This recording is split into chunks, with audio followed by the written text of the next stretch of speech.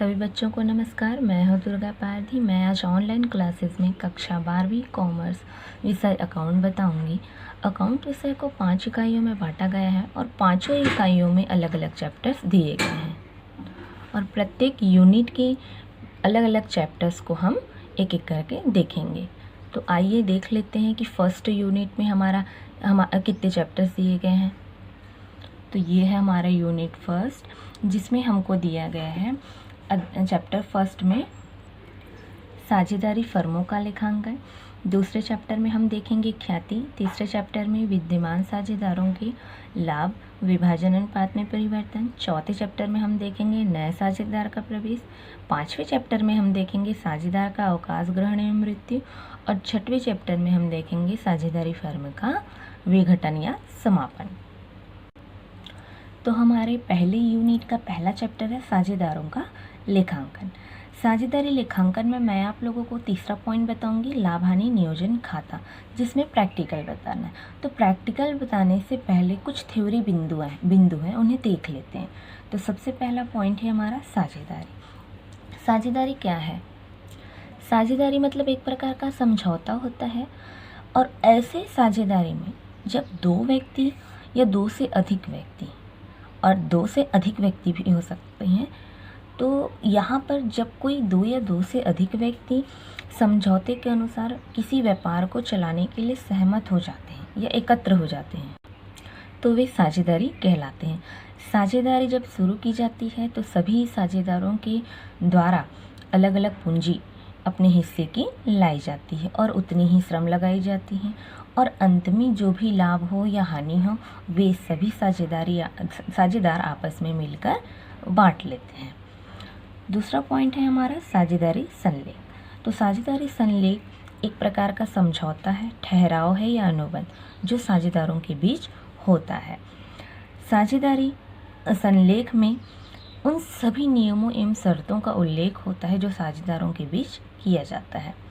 तीसरा बिंदु है हमारा लाभ हानि नियोजन खाता। तो लाभ हानि नियोजन क्यों बनाया जाता है, इसे जान लेते हैं हम पहले। तो लाभ हानि नियोजन खाता उन सभी साझेदारों के द्वारा बनाया जाएगा जो उस साझेदारी में जुड़े हुए हैं। तो यह वर्ष के अंत में बनाया जाता है और सभी साझेदार यह जानना चाहते हैं कि वर्ष के अंत में उन्हें कितना लाभ हुआ है, कितना हानि हुआ है। इसे ज्ञात करने के लिए ही लाभ हानि नियोजन खाता बनाया जाता है। इसे लाभ हानि समायोजन खाता भी कहा जाता है। और अंत में आने वाली राशियों को सभी साझेदार बांटकर, अपने एक निश्चित अनुपात में बांटकर उसे पूंजी खाते में अंतरित कर देते हैं। हमारा चौथा बिंदु है पूंजी पर ब्याज। तो पूंजी पर ब्याज वह राशि है जब सभी साझेदार आपस में पूंजी लगाते हैं और एक निश्चित दर पर उन्हें ब्याज पाने का अधिकार होता है। पांचवा पॉइंट है हमारा आहरण पर ब्याज। तो आहरण पर ब्याज अर्थात उस समय की राशि है जब साझेदारों द्वारा आहरित की जाती है राशि और उन पर निश्चित दर से आहरण पर ब्याज दिया जाता है।